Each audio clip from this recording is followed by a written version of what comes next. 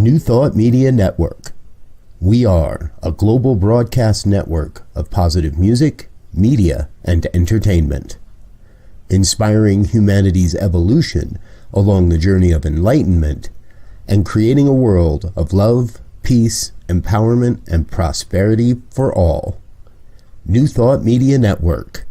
Positively inspiring. From the New Thought Media Network, this is the Conscious Reality Show with your host, Sarah Stevens-Nichols, where conversation plus intention reveals a new reality. Every week, Sarah and her guests will discuss what they know and what they don't. Experimenting in front of everyone with what else is possible. I'm Sunny Child, and here is your host, Sarah Stevens-Nichols. Hello, Sunny. Thank you so much for that intro. I'm Sarah Stevens-Nichols, and I'm thrilled to be here and welcome everyone to the fourth episode of the Conscious Reality Show. Well, I have people give me a lot of questions about what is the Conscious Reality Show? What do we do? What is reality? What is consciousness? And of course, unless you're doing a lot of drugs late at night, you're probably not talking about these things all that often. So it's morning and I'm not doing any drugs other than a little bit of decaffeinated coffee and some prana from the hot yoga I did this morning. But let me talk a little bit about this. So in addition to having been a lawyer and a public interest advocate in Washington and Sacramento, mostly outside, but sometimes inside the legislature, working for healthcare for all and other consumer reforms and insurance reforms, and arts and entertainment, all sorts of things. I also have a master's in consciousness studies from the Holmes Institute of Consciousness Studies. And I have come to believe over time that the hard work of advocacy is only part of how we change the world and change reality. And then in fact, reality is something that is created by my individual consciousness and by our collective consciousness. And so sadly, poverty, war, racism, all the things that we regret, most of us regret having in society, is there because we allow it to happen. But it also is true, and I had a little discussion / argument with a close friend about this the other day, and he'll probably come on the show in a few weeks and argue some more with me.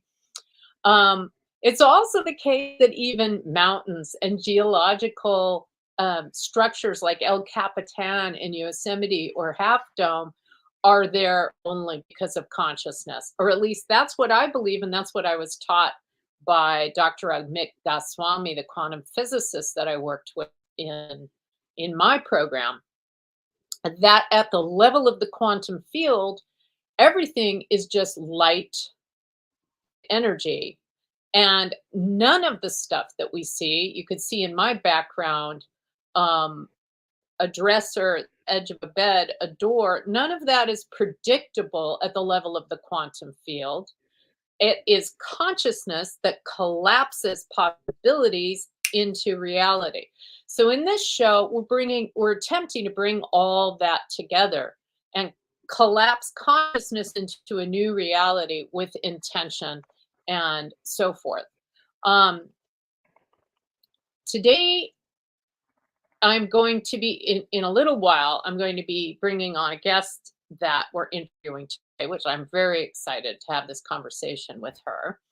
But before I do that, I'm going to talk about one of my favorite tools. And I'm hoping that this will now become a segment or a feature on the show, is to talk about one of my favorite consciousness tools each time. And I often do that randomly because I'm having a conversation with somebody and I just think of that tool, but maybe it'll also be planned. And this one is planned. So I wanted to talk about the tool of havingness. That's HAVINGNESS. And there's my havingness gauge that Google AI created in Google Slides for me. And I do have some guilt and doubt about that. So the tool of havingness can be used to figure out how much we're willing to actually have the things we say we want.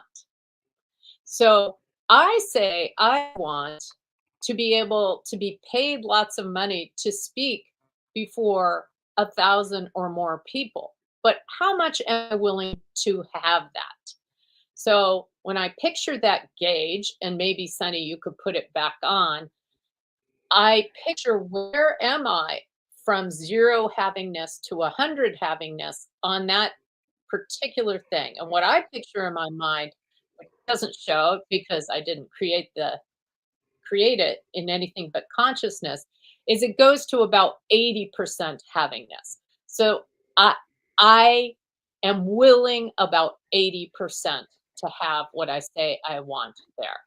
And then I ask, I picture what would have to be true to move the needle from 80% to 100%. And usually it's letting go of various things. And in this case, it would be letting go of the idea that I need to speak before a lot of people to be okay, that letting go of the idea that I need to be paid a lot to be okay, letting go of the idea that that it can't happen because that only happens to other people. So, what needs to happen to move the needle? Thank you. How willing am I? So maybe we'll play with havingness a little, me and Anjali. There may be something Anjali thinks that she wants that she may or may not be willing to have, like me. And Anjali, yes, I just mentioned Anjali because Anjali is our guest today. And Anjali Tierra is a spiritual practitioner with the Centers for Spiritual Living. And she's also lots and lots of other things, a meditation teacher, a folk herbalist, a solo pagan practitioner, and a Kriya yogi. And there is a link that will also be with this YouTube channel where you can find out a little bit more about Anjali. So without further ado, let's bring on Anjali and have a conversation about all this. Thank you, Sunny, for doing all that. And welcome, Anjali. I'm so glad you're here. Thank you. It's awesome to be here. It's exciting. It is exciting. And you know, Anjali and I met in the magic of the internet through Busting Loose in the Money Game, a class that a teacher that we both admire, Patrick Barbula. I hear a high-pitched sound. I hope everybody else doesn't hear it. And that was a wonderful class that we took, and that Patrick is actually going to be on the show in a few weeks too. Cool. And then you and I ended up, I reached out to people about doing a book study of the autobiography of a yogi by Paramahansa Yogananda, and you said, I'd like to do that. And then a couple other people did too, Bhumika Shukla and Abhishek Ray. Dr. Abhishek Ray will be on next week. And we ended up talking about it for months, really, right?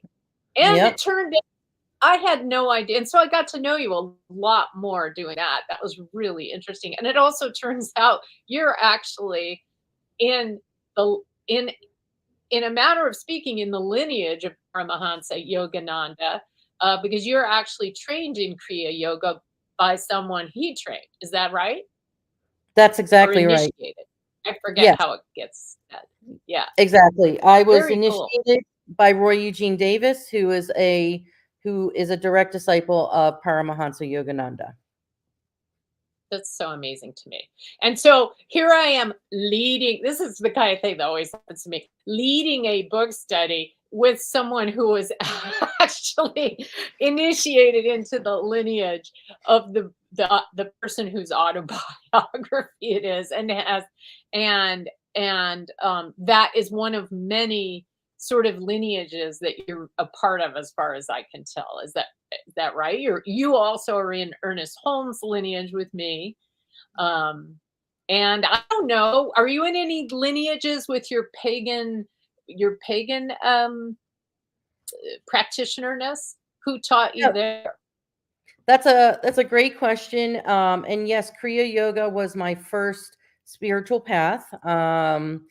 And as far as paganism is concerned, that's one of the reasons that I put solo in sort of the Hmm. title when I describe it, because no, I No.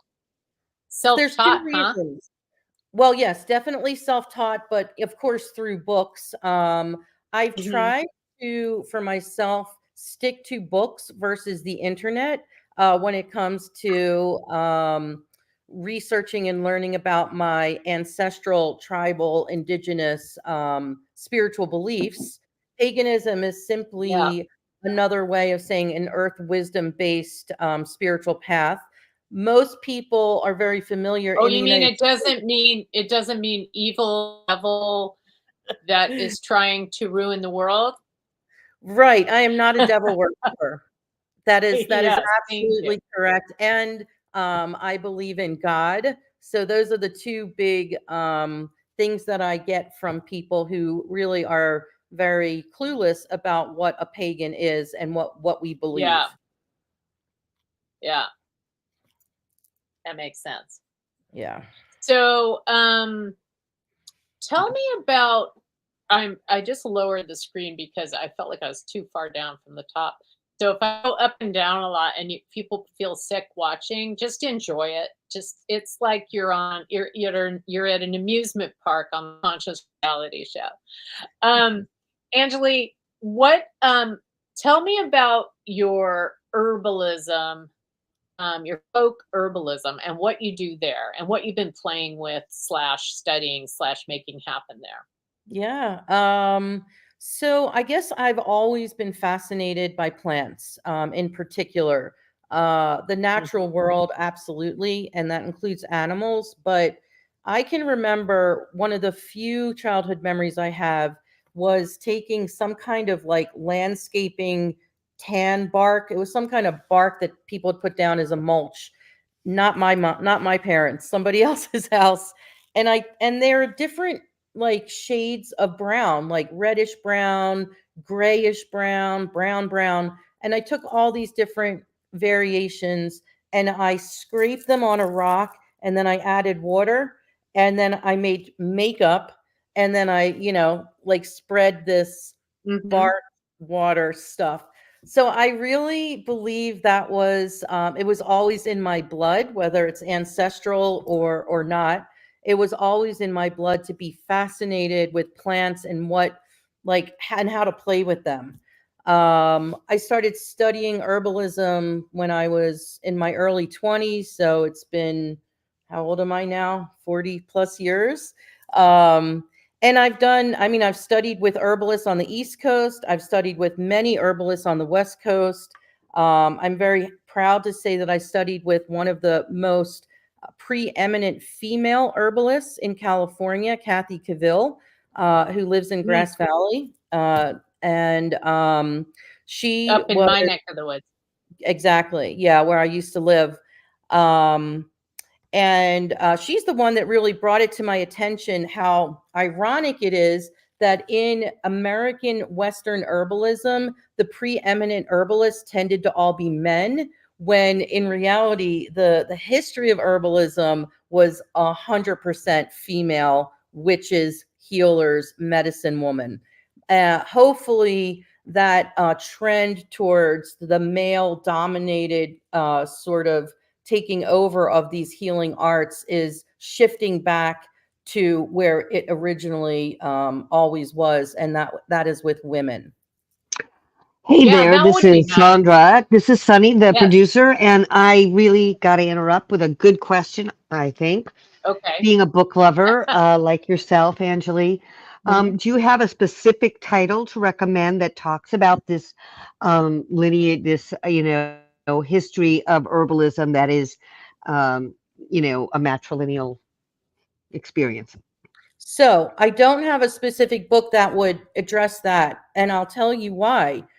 A lot of the teachings, and this is included in with paganism and the lineage of Kriya Yoga, is taught through word of mouth, is taught directly from student to teacher. So I learned the history that I just spoke of from Kathy Cavill, from her direct experience being an herbalist in the 70s. That's not to say that I can't ask her if she knows of a book or if she's even written a book. She's a prolific writer, and if I find out, I can I'll write it in the comments of the show on YouTube. Thank you. Yeah, it'd be great if you could write her name out and anything about that. But that makes sense to me, that it would be a an oral tradition and Hmm. handed down from person to person. For one thing, if you were going to get, potentially put in jail or killed or boycotted, you would have to really be very quiet about it. Yeah. And there is a lot of evidence that that a number of fem- female dominated skills, midwifery, Hmm. stuff related to women's bodies, and also more women oriented spirituality has been quietly handed down for millennia, in order to keep it alive when the dominant tradition wanted it dead, right? 100%. It's really interesting time in which we live right now because there's so many different people who channel things and read stars and read this and read that, say that this new era is coming back, that has been dormant and underground and in oral tradition for millennia, where women are in their power and authority. And then you see what I think of as, well, actually, since you're a plant person, maybe you have something to say about this. I was told at one point that in the life of some trees, like a walnut tree, Hmm. it could be dormant for many, many years. And then all of a sudden, it'll produce tons of walnuts in the last year of its life. And it's called an extinction burst. And it's an Mm. indication that that walnut is like frantically trying to reproduce before it dies. And I think of, and not, and I don't know how you feel about this. I'm very comfortable talking about politics. That I think of the Donald Trump's ascendance and the right wing movements in the world as an extinction burst of that way of thinking, of the racism, sexism, the dominance. But I keep waiting for the death of it, and that doesn't really seem to have happened yet. So I'm not so sure that I'm right. Um, you could talk Well, about any of Sarah, that you want to. Yeah. And Sarah, I would just say that I really appreciate this idea of the extinction burst. And I just think our human conception of time is narrow. And Mm. so we need to open that up a little bit. And of course, given Anjali's expertise, I'd like to hear a little bit more about how we can broaden our Chronos perspective in order to both take the healing wisdom and sustain ourselves for the future. Yeah. Anything you want to say about any of that that comes up? Okay. The first thing I want to say is let's just be clear that the wisdom of plants and of a walnut tree is, to me, is not even in the same realm as talking about human consciousness. And so extinction burst, I'm also a biologist by degree. And so an extinction burst is a real thing in biology. I too tend to believe that we are experiencing this last gasp, and I do mean last gasp of the patriarchy, the dominant patriarchy, toxic dominant patriarchy. But I just want to give the love back to the wisdom of plants and trees in general. And just speaking of like an oak tree, here are heritage oaks in Bear Valley Springs, Tehachapi, where I live. They, of course, have acorns. And every season, we're never really sure what kind of acorn season we're going to have, we as humans. And so we look at it like, and I think back to the indigenous people who lived here. Bear Valley was their summer home, and they absolutely depended on acorns. However, the trees have the wisdom to know when to make a bumper crop season and when not to. And it has nothing to do with anything that we as humans could point to. It is the wisdom of the trees. They are connected not only through the air, but through the underground root system. And they make their quote unquote own decisions about whether or not they're going to drop a lot of acorns any given year. Now, that being said, going back to human consciousness and politics, I agree that I'm at my best, especially in this time that we're in politically, when I can take the long view, when I can step back and I can go, almost look at the planet, looking down from that point of view. And that's when I really can come back to my own sense of unity with all, and not get lost in the weeds of a lot of the things that we experience as women, with our rights having been taken away in the last 2 years, as a queer person, having LGBTQ rights just absolutely trampled on across the United States. So there's a lot of things that I could get upset about when I come back down to that sort of like in the weeds, looking at individual actions. I need to stay up here with the trees. They have the proper view. I love that. I need to stay up here with the trees. They have the proper view. What a great, great thing to say.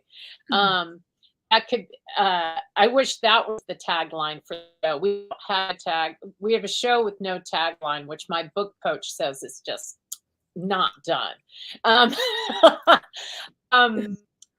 Folks, we're talking to Anjali Tierra. If you're just joining live on YouTube and you want into the conversation and have anything to say about taking the long view of the trees, extinction bursts, ask a question in the comments, and we can see what we think about it.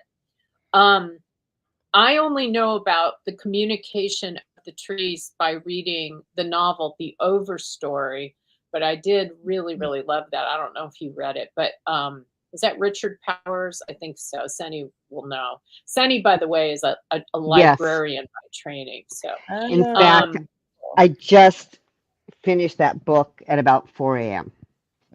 What? That's amazing! What a coincidence. Well, it's taken me a long time to finally have the bandwidth to read such an amazing book. And I also wanted to make a plug for another important book when we're talking about not just the wisdom of the trees and the plants, but the reciprocity between humans and plant life, with Braiding Sweetgrass by Robin Wall Kimmerer, which I could feel coming through you as you were speaking, Anjali. Mm-hmm.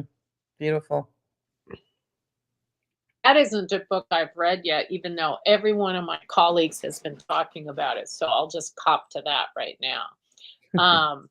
I probably could pretend to have read it because I've heard so much, but I haven't. maybe just read it. Yeah, it's on the list. So talk to me about essential oils or flower essences and what you do with those things. And honestly, I have friends who are really into them and are always handing me them, but I don't really understand what it is to be an essence or why I should care or what it does. Okay, so essential oils and flower essences are completely different things. Essential Okay, oil good to is, know. yeah, and I love essential oils. I'm also an aromatherapist. I mean, for what it's worth, as is Kathy Cavill, and they are literally the components, the in physical reality, the components, the essential oils that are distilled from plant material, and they're very concentrated, so they're extremely concentrated form of medicine. I'm just going to put this out there: do not ingest essential oils. You should be talking to a real herbalist, not the internet, and not companies that are MLM and sell vast amounts of essential oils online. That's just for everybody's Okay. health. Now, flower No. essences are, I mean, this flower essences, it combines everything that I am about. It combines my love of Hmm. plants. It combines my belief in a higher power in God, and it combines my love of meditation and prayer. So, the what a flower essence is it's the spiritual. It's the consciousness of the plant. Okay, Mm. so let's take an oak, Wow. and here an oak is a great tree to use, or a great plant to use as an example, because you can the consciousness of the bark of an oak is slightly different than the acorn, the fruit, than the flower that happens before the acorn, than the leaves, and so even then the roots. So each component of a plant can and does have a different consciousness.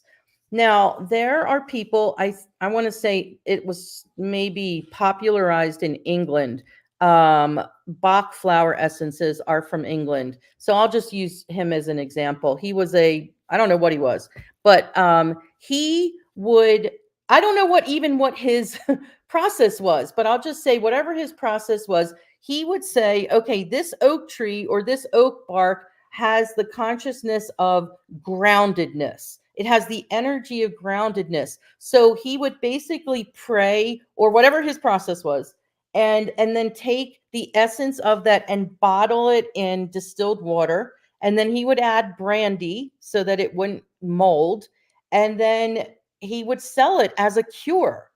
Now, I know as I'm saying this, people have called bullshit on this to me my whole life. It sounds like snake oil. And you know what? If that's where your belief system is, I respect that. Like, nobody's telling you have to believe that flower essences are powerful. In my own experience, because I have such a deep, abiding relationship with plants, it makes perfect sense. And so when I teach a flower essences class or a workshop, what we do is we basically go out into nature. We usually try to allow the plant to call us to it. So you kind of have to open up your inner ear, and you go to whatever plant or shrub or flower. There are no weeds in an herbalist's worldview. So you go to whatever is calling you, and then you sit and meditate with it, and you listen again very deeply to that individual plant. And whatever it's telling you is basically the essence of what that plant energetically contains. In the meantime, Wow. you have some blessed water that you have with you, and when you feel complete, you bottle it up, and now you have what we call a mother, and you can use that mother to make bottles of flower essences that we put in our pets' water, we put in our food, we put in our drink, we put under our tongue. And basically, it is, I would say, prayer in a bottle. Mm. I love that. Prayer in a bottle. Well, that is a perfect stopping point for us, just briefly, a pausing point, I should say, not stopping point, because we are going to acknowledge the New Thought Media Network, our sponsor now. And then when we come back, I'm going to ask you about an entirely different subject to do with fire insurance, except maybe it isn't different. So we'll see. Okay.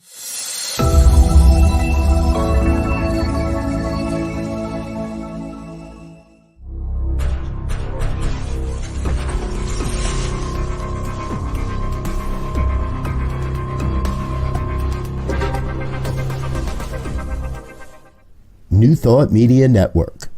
We are a global broadcast network of positive music, media, and entertainment, inspiring humanity's evolution along the journey of enlightenment and creating a world of love, peace, empowerment, and prosperity for all.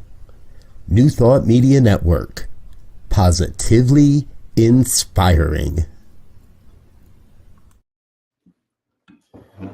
Hey, welcome everybody. And I've been talking to Anjali Tierra, a folk herbalist, Kriya yogi, etc., etc., etc. She was just telling, first of all, told me the difference, told us all the difference between essential oils and flower essences. And that was really fascinating. And I love this concept of the consciousness of the flower being that's what a flower essence is. It's the consciousness of the flower. And well, let's just look at, without going into what you might talk about in the future and where you might talk about it, let's just look at concept of fire insurance for a second, if you don't mind, just because you sparked my interest in it. My family has a home in Yosemite National Park, and originally it was built as a pretty primitive cabin in the 1960s, and it burned to the ground in a huge conflagration in 1990.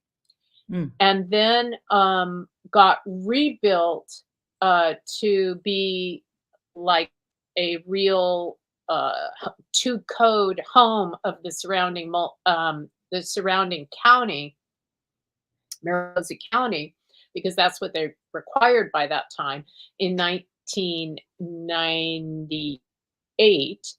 And since then, it and the other homes in Foresta, which is a community in Yosemite National Park, have been threatened by fire at least 5 times, like many communities in California. And it has gotten harder and harder and harder for people to even find somebody to insure their home, let alone pay for it. So that's one thing in terms of me, and why I think about it is there's a way in which and this is easier to do when it's your vacation home than when it's your personal home. There's a way in which I think of it as just living on borrowed time there,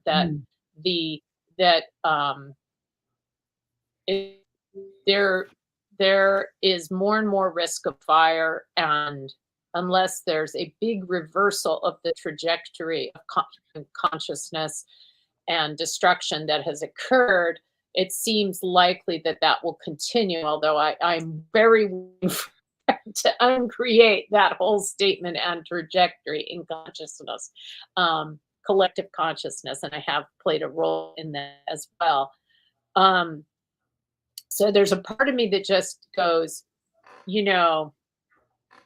it's going to burn when it burns. But on the other hand, people also have their life savings in these places, and that is often and usually the principal asset anybody has is the home they have, especially in California, where the property costs are so high. And then I actually was consultant to the Joint Emergency Management Committee in the state legislature a couple of years ago, chaired by State Senator Henry Stern. And so we looked into insurance and fire insurance quite a lot on that committee. And there were some laws passed in the past couple of years, plus the insurance commissioner, Ricardo Lara of the state of California, has actually regulated so that now there is guaranteed issue and some subsidy for fire insurance in order to make it so that insurers have to provide it, and that they have to provide it at a more affordable rate. So I did want to inform you and that if you didn't know about it, it's only come into being recently, and it's, even if you do all the home hardening and all that kind of stuff, it's pretty hard to qualify for. So I don't think it's going all that well so far. But if there is anything about that you want to discuss or feel comfortable discussing on the show, you may do so now. But we could also talk about just your own personal experience of what it's like being a homeowner in a fire-prone area and so forth. Yes. Well, I think I just want to couch this part by going back to what you said about yourself in the beginning about, the work you did as a lawyer and as an advocate, a consumer advocate, and also being a spiritual person who focuses on their consciousness and where the two meet. And we're exactly the same in that way, where as much as I believe and trust in prayer and in changing my own consciousness and infecting the consciousness of the collective, I also do the action. And I am an advocate. And I know that is one of the main purposes that I was incarnated. And this whole fire insurance thing just so happened, it was not a passion of mine until I became a homeowner. My home that you see in the background is the first home I've ever owned. I was a public school teacher. And as you know, that's woman's work, and we don't make a lot of money. And I'm saying that with the right touch of irony and sarcasm. It's important work. I loved what I did, but I lived in the Bay Area.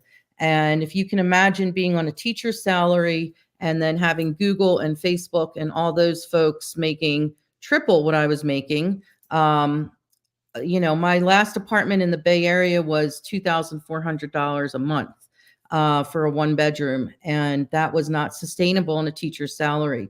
Long story short, my mom passed, left me enough money to buy a home. And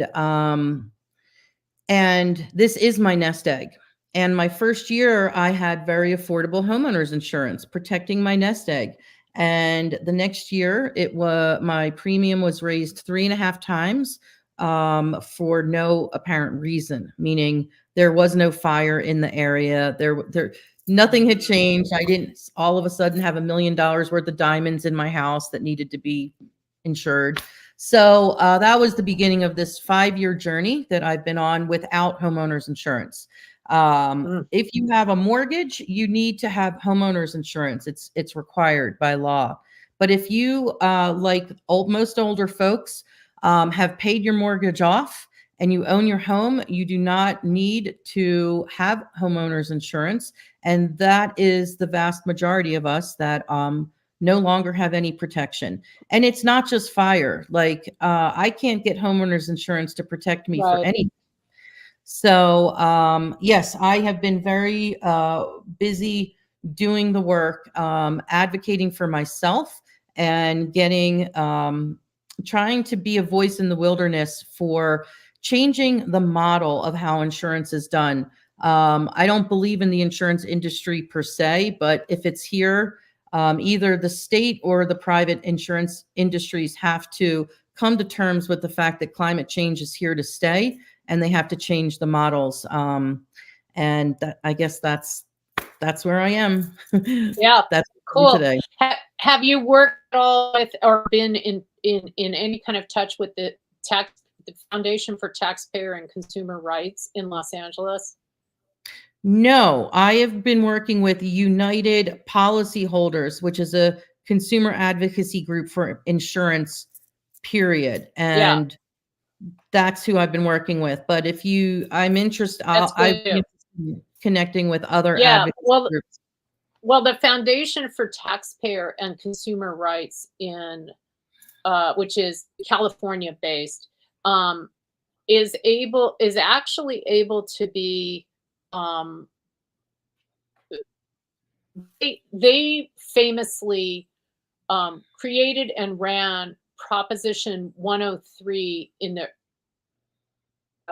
late 80s or early 1990s, which created the role in California of the department, the independently elected insurance commissioner, and completely reformed insurance in this state.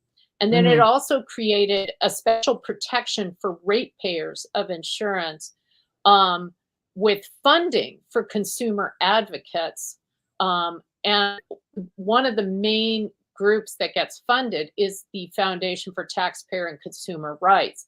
And they are people, the heads of which Jamie Court and others I have worked with for decades. They in fact, if the insurance industry had any say in it, they would be destroyed, and Proposition 103 would be reversed, and they would be able to fully capture and control the Insurance Commission of California the way they used to prior to that. And they do Mhm. not like that there is any part of their insurance money that funds um, consumer and policyholder rights. Mhm. So yeah, I will connect you with them, but also I would be interested to find out what they're doing to make sure that people can actually get homeowners insurance, because that's insane what you're describing. That's just absolutely insane. I don't mean that to mean that it's not happening. It's clearly happening, but it Mhm. should not be happening. Yeah. And that's absolutely outrageous. And I think it would be outrageous to most legislators, but it is the Insurance Commission in California that mostly affects that. Although you can pass laws through the legislature that then the insurance commissioner has to do. And Ricardo Lara, who's the insurance commissioner, is not the most pro-consumer insurance commissioner we've ever had in the state of California. Um, Prior to him, Dave Jones, who was a close friend of mine, was fantastic, and we miss him very Mhm. much. And he, I think, would have taken this in hand Mhm. and made it happen. Um, I know I'm name dropping and all that because I just have worked in this area a long time. I will also tell a story that in the early 90s when I worked for Congress Watch, I just started to notice climate change happening. It was back when, like, Al Gore was sort of screaming into the wind, and no one else was. A handful of environmentalists and him were knowing these things, and no one else was talking about it. And Consumer Watchdog, that's right. It changed its name a long time ago. I can't believe I was calling it Foundation for Taxpayer and Consumer Rights. Sorry, Jamie Court. And Consumer Watchdog. And I was working on insurance issues at that time in Washington. And I started talking to insurance companies because I was like, this is going to be your problem. Yet you are the homes are going to start burning down and being flooded, and you're going to be paying for all this. And you need to get into this. You need to actually be part of the solution. And Dave Mhm. Jones is working on that with insurance industry through UC Berkeley and a whole consortium in his post insurance commissioner days. He's mostly working um, on climate change and trying to get insurance companies to the table on it.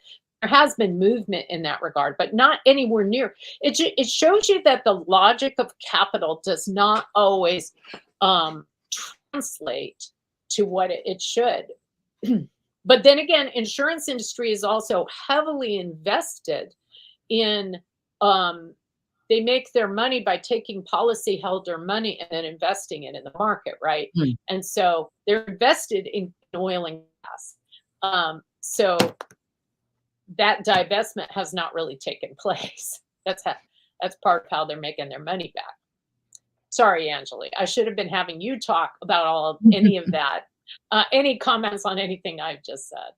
Well, no, just to sort of like cap it, that when we put profits over people, healthcare suffers, and protecting our homes and our assets suffers. So to me, the real problem is until we change the consciousness of profits over people, we're in a mess.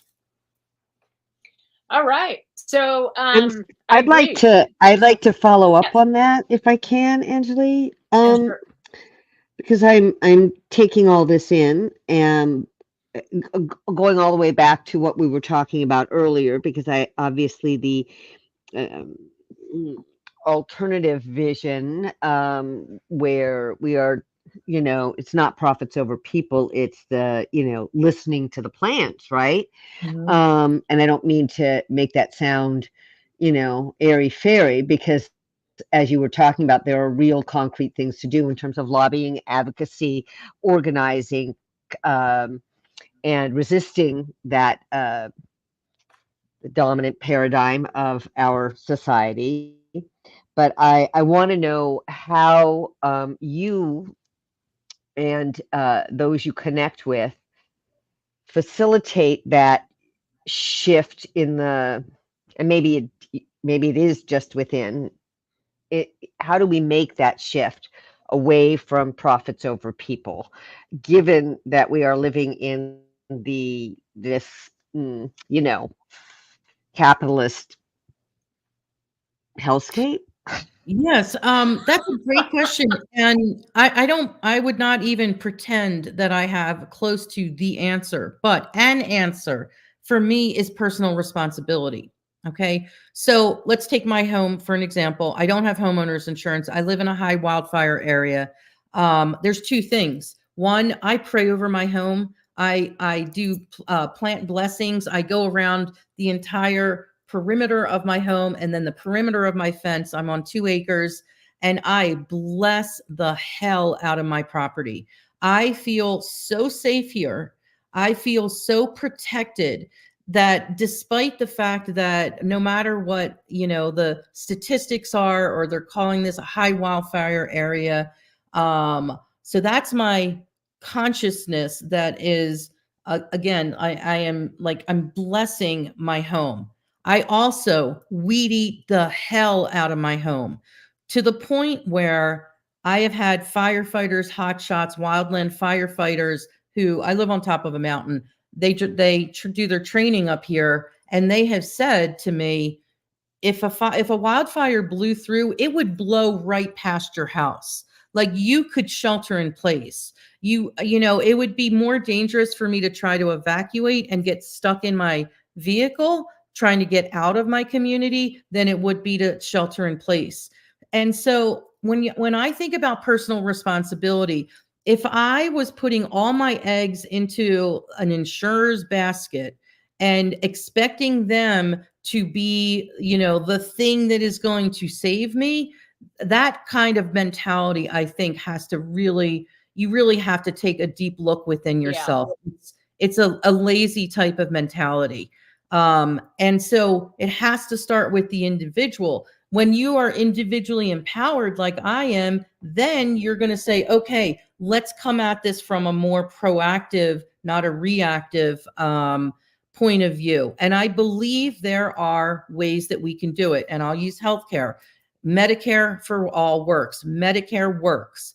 Universal healthcare works. The entire rest of the world knows this. The United States still wants to use the insurance model, and we know it doesn't work.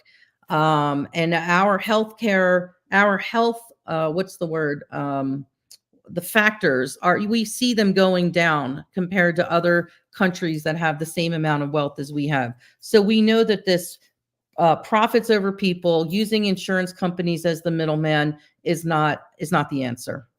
Personal responsibility has to start there. All right, that's fantastic. And I love the way you tied together so many things that I'm interested in one mode. Let's come back to the havingness tool I talked about at the top of the hour. And let's look first just writ large at, and if you can find that, thank you, Sunny. I knew you were going to. So I think my guest Anjali, Tierra, and Voice of God, producer Sunny Childs, we all could agree that theoretically we want people over profits to be the way decisions are being made in this country, and yet that isn't what we're seeing. So let's picture our own havingness. Of people over profits, and let's each look what we see, and anybody listening, you can do the same. Where on the gauge is your degree of willingness to have people over profits in the United States of America? And I got 80% when I looked at it just now. What did you all get? I would wish it were 100%, but that's not what I saw. I saw an 80. Did you see anything, Anjali? Or I mean, for myself personally, how willing am I to? How willing are you right now in consciousness to receive that truth? Did you see it on the like gauge, or is that not the way you're? I'm 100%. That You're hasn't. 100%. I wasn't. I am 100% mentally, but I'm not 100% in consciousness when I looked at that gauge. Like I've been, I don't know if you know, I Medicare for All is like, that's the main thing I did in my advocacy career. 100% do I think I want that? But in consciousness, I saw that I'm at 80%. So I'm glad that you're at 100%. But so what was having you on being 100%? So maybe that would help me figure out what is keeping you from being at 100%. What's that missing 20%? Yeah, I mean, what I'm being shown is that it's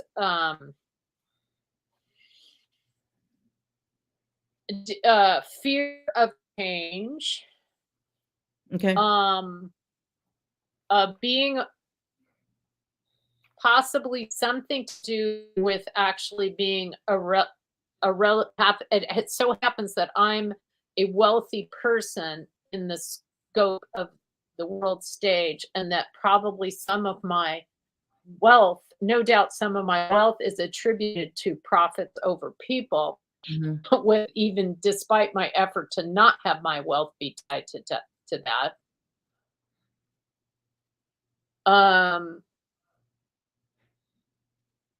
fear of the unknown, attachment to the way things are. That's what I see in consciousness for me.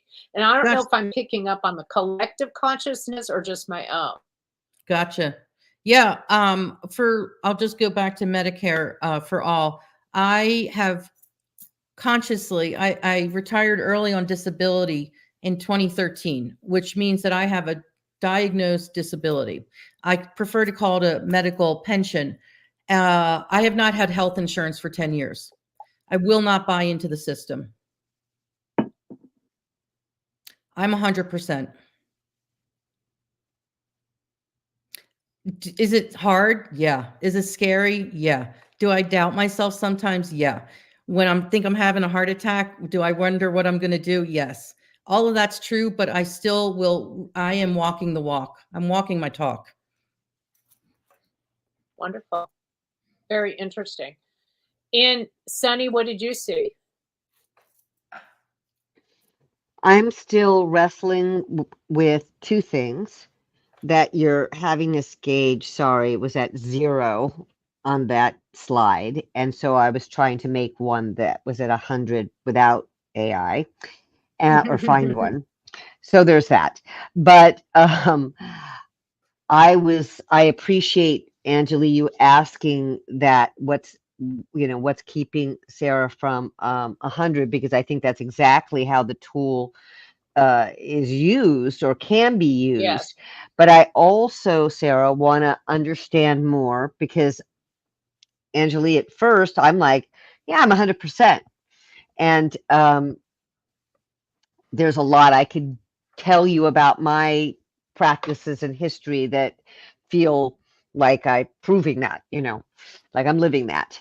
Yeah. However, um, uh, then when I hear you talk about what your 100% looks like, um, I realize like, oh, no, I'm still participating in most parts of the system. Mhm. And just for background, I am a teacher librarian in the public schools for the last 30 years. And Thank you for your service. well, and thank you for yours in so many ways. I've gotten a lot out of this. But, and I'm just about to have a surgery, and I'm very grateful for the insurance that I've accrued Mhm. through my workplace, and know that it should be a right, and instead it's a privilege, and struggle with that every Mhm. day. In fact, Sarah and I were just together discussing that very topic. um, so I was going to ask you, Sarah, to get back to this, you know, intellectually versus consciousness, right? You were saying intellectually I'm 100%, but my consciousness was at 85. That's what you said. Mhm. And this goes back to everything we've been talking about for a while, which is discernment and being able to recognize when you're hearing your brain, when you're hearing your consciousness, or perhaps, Anjali, when we're sitting out there in our gardens, in our fields, when we're hearing the plants. Mm. Uh, when it comes to these kinds of very mundane living, getting by issues. Yeah. I know what the plants say to me when I'm just contemplating my higher power. Like that's easy every minute, every day. I'd love you to come to Portland and I'd love to show you the tree that sustains me.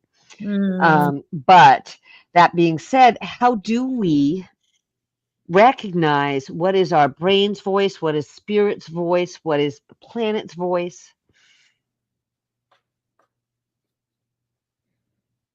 Yeah. So this everything that Sunny just said reminded me of something that happened this summer when I was weed eating. Live like a ground squirrel. So I was weed eating my 1 acre inside the fence, and I realized just how many gophers and ground squirrels I had on my property because it was hidden by the brush. And they make weed eating so unpleasant because there's huge mounds of dirt and then you're weed eating and it's getting in your face and it's just gross. And at first I was getting angry at the number of ground squirrel burrows I was finding. And then I had this revelation that the ground squirrel doesn't think to itself, I'm going to, because they burrow under my beautiful lupine and then they eventually kill it. And that really was bothering me. Why do they have to burrow under my lupine? Well, they burrow under the lupine because the hawks from above can't see them. They're safer there. They're protected by the plant itself, and so they're doing what is natural. They don't think, where is a good place for me to burrow in this property? As a matter of fact, they burrow within my fence because they're safer within my fence because all the predators don't come in other than hawks and my own cat. So if I lived like a ground squirrel, I would be making individual moment by moment decisions, living in the present moment and doing just the next most natural thing. And that's the voice that I want to listen to. That is the voice of consciousness, of God. That is not the voice of thinking, what is the next best move, and then doing it. It is obvious what the next best move is, and you just do it, which is burrow under the lupine and eventually kill it. Well, unfortunately, the next best move here on this conscious reality show is to do our outro and end the program. And we have a wonderful guest next week, someone close to both me and Anjali Tierra's heart, which is Dr. Abhishek Ray, who we have gotten to know so much in our book group. And so he'll be here next week. He is a psychiatrist, a board-trained psychiatrist who specializes in integrative medicine, integrative psychiatry, and he's also trained in Ayurveda. So he's integrating Western medicine, Eastern holistic practices, and focusing on body, mind, and spirit. So you do not want to miss that show. Thank you, Anjali, for being here, and we'll continue this conversation as long as you'll stay on for a minute or two afterwards if you want. But let's let it rip, Sunny. Thanks to our guest, to host Sarah Stevens Nichols, and to the New Thought Media Network. I'm Sunny Childs, producer of The Conscious Reality Show. Join us live next Wednesday at 9 a.m. or stream the show at your convenience. Subscribe to Conscious Reality Show YouTube channel so you never miss a show. If you'd like to learn more about us, check out www.sarahstevensnichols.com.